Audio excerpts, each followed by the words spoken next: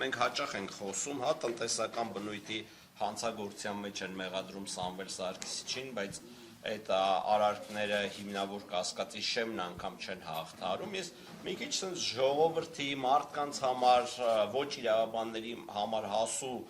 եղանակով փորձեմ պարզաբանել, թե այդ արարքը նախ իրանից ինչ դրսևորում ունի եւ դրան ինչ քրեիրավական գնահատական են տալիս, ու որ մեր ժողովուրդն էլ պատկերացում ունենա, հա մենք ասում ենք ապօրինի, բայց ես ցանկանում եմ, որ յուրաքանչյուր անձ ինքը իր մեջ վերելուծի եւ ինքը գա նաեւ այն համոզման, որ իրոք կատարվող գործողությունը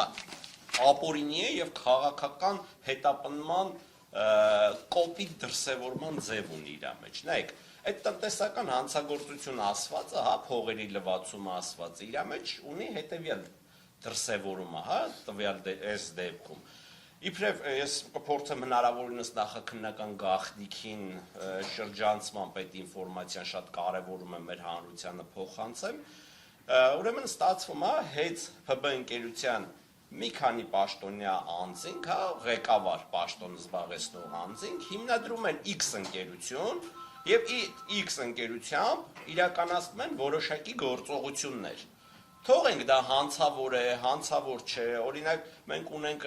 արդեն կայացված դատական ակտեր, հենց Սարգիս Պետրոսյանը ես տեղյակ եմ որպես դատավոր, հենց այդ անձանց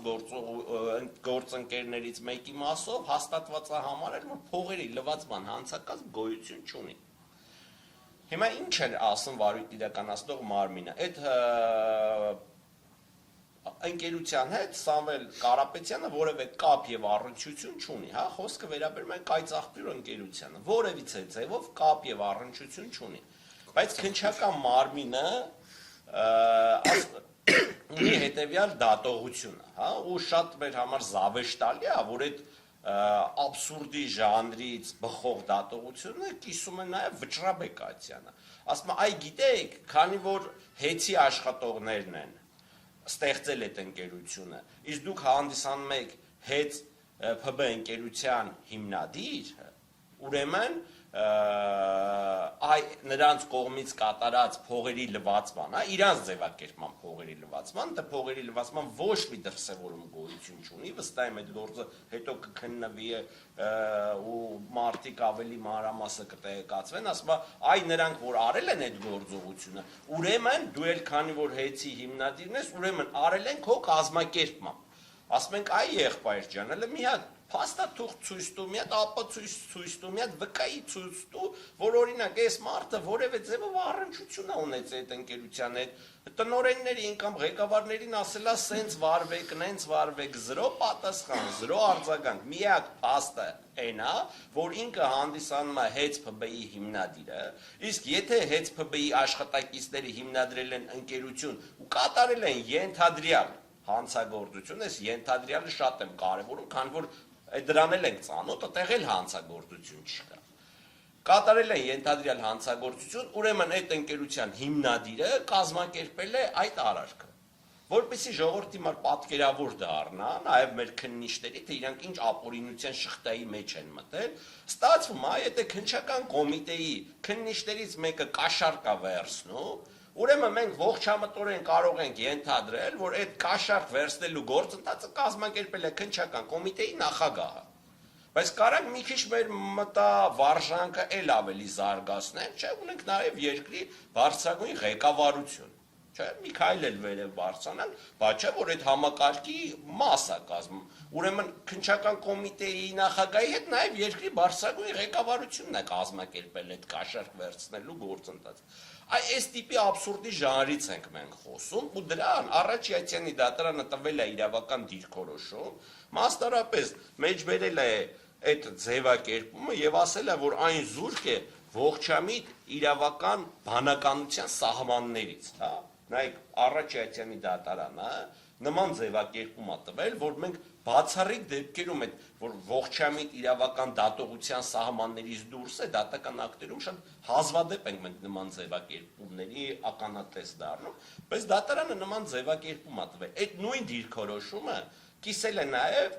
հակակոռուպցիոն վերաքննիչ դատարանի դատավոր Ժենյա Մելիքսեթյանը։ Նույն ձևակերպումը կիսել է։ Բայց սրա վերաբերյալ բողոք է տարվել Վճռաբեկ դատարան, գործընկերս նշեց, արդեն Վճռաբեկ դատարանը դա վարույթ է ընդունել։ Բայց դրա նախորդել է կամ դրա դեպքում հաջորդել է մեկ այլ դատավարական process, մինչև Վճռաբեկ բողոք կտանեին, Վճռաբեկ դատարանը որոշեր վարույթ ընդունում թե չէ, իրանք նորից են մտել դատարան, որպեսզի կալանքի ժամկետ երկարացնեն։ Երբ որ նորից են մտել դատարան, այդ ժամանակ իբր էս եղածը մի կարում էին հիմնավորեին, մի դրվագել էին ավելացրել իբրև թե փողերի լվացման դրվագ։ Այդ դեպքում էլ Առաջիացյանի արդեն մեկ ուրիշ դատավոր, որոշում կայացրեց եւ հիմնավորված համարեց, որ հաստատեց, որ հիմնավոր կասկածի առկայություն, ինչպես են սկզբնական դեպքում, այնպես էլ էս երկրորդ դրվագում, որը նոր էր, բացարձակ գոյություն չունի։ Դրա դեմ իհարկե նաեւ մենք ենք բողոք տարել, նաեւ դատախազությունն է բողոք տարել։ Վերաքննիչ դատարանի դատավոր Կարեն Ամիրյանը մերժել է եւ մեր բողոքը եւ դատախազության բողոքը, այսինքն հաստատված է մնացել, որ փողերի լվացման դրվագ գոյություն չունի։ Մենակ կա կոչի հետ կապված դրվագով է հիմնավոր կասկածը հաստատված համարել։ Կարեն Ամիրյանը նաեւ նշել է, որ այլընտրանքային խափանման միջոցների կիրառումն է տվյալ դեպքում անհրաժեշտ եւ կալանքի երկարացման հիմքեր այլևս գոյություն չունեն։ Բայց մենք օրերի ընթացքում, կարելի ասել ժամերի ընթացքում, որ քննիչես նոր միջնորդությունը պետք է մուտք անի դատարան, քննչական մարմինը գերարագությամբ Վճռաբեկ դատարանից ձեռք է բերում այս որոշումը, որպեսզի իրանք կարողանան նոր հիմք ստեղծեն ու մտնեն Առաջիացյանի դատարան, որ ամեն գնով Սամվել Կարապետյանին փորձեն ապօրինի պահեն կալանքի տակ։ Ես իհարկե ծանոթացել եմ Վճռաբեկ դատարանի այդ արտահայտած դիրքորոշումներին, եթե կարելի է դա այդպես ասել, ուրեմն այս որոշումը ըստ էության բաղկացած է 108 էջից, 108 էջից մոտ 99%-ը բացարձակապես copy-paste-եր են, բողոքներ, գործի դատավարական նախապատմություն այս կոմենտում, մենակ 3-4 էջը, որ կարելի ասել Վճռաբեկ դատարանի իրավական դիրքորոշումներ են, իսկ այդ իրավական դիրքորոշումներն ըստ էության հանգում են հետևյալին, որ չէ նման դեպքերում, քանի որ այդ արարքը ունի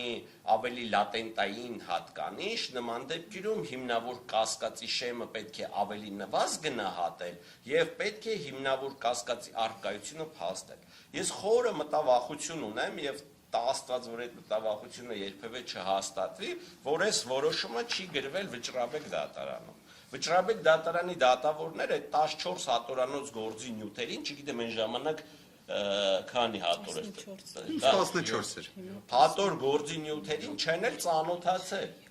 Վստահ եմ, այնտեղ մենք ունենք 5 դատավոր, իրանք ոնց են նայելու իրանք օգնականների աչքերին, ու ամեն մի օգնականի մոտ հիմա ես դատարանում դատավորի օգնական եղել եմ ու գիտեմ ծավալուն գործով դատական ակտ գրել են էլ մի քանի դատավորների խմբի կազմում, ինչքան ծավալուն քննարկումներ իրանց մեջ պետքա տեղի ունենացած լինի։ Ես խիստ մտավախություն ունեմ, որ իրանք չեն գրել ու ոնց են նայելու իրանց օգնականների աչքերին, թե ի վերջո այդ օգնականները չեն մասնակցել այդ քննարկումներին, չեն կազմել դատական ակտերի նախագծեր, այս ակտը որտեղից ի հայտ եկա, ոչ ոք իմ խորին համոզմամբ չի կարտացել, դա սա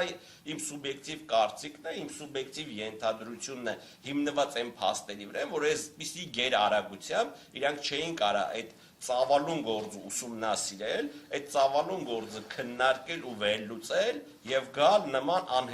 անտրամաբանական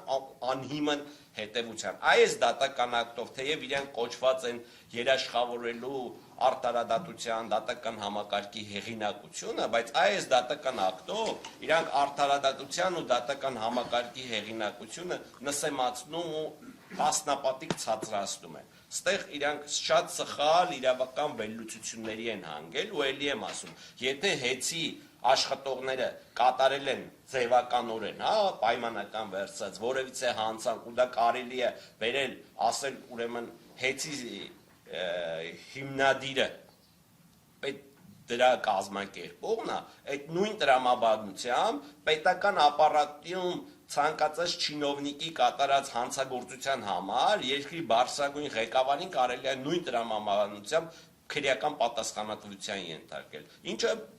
թե ես եմ ասում, թե դատական ակտ կայացրած դատավորներն են ասում, զուրկ է ողջամիտ տրամաբանության, ողջամիտ բանականության սահմաններից։ Բայց ինչի է այսքան բանն արվում, էլի մենք նաև սրա ակունքներին պետք է գանք, ժողովուրդ ջան, վստահ եմ բոլորը նկատեցիք, որ փողերի լվացման այս հատկանիշները երբ որ դուրս եկան, թե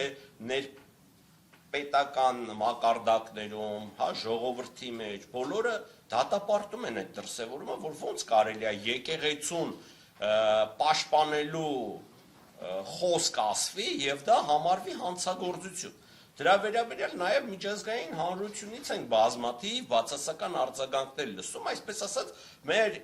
իրավակիրառ մարմինը, ով այդ հոդվածը դրել է, խայտառակվում է դրա ձեռքը ու չի կարողանում որև ձև հիմնավորել, որ լավ, դա իր մեջ պարունակում է հանցագործության հատկանիշներ, այդ կոչի դրվագը։ Ավելին ասեմ, այդ կոչի դրվագով մենք ունենք փորձագիտական եզրակացություններ, ունենք պրոֆեսորների, մասնագիտական կարծիքներ, հա, լեզվաբանների, հոգեբանների, որ դա իր մեջ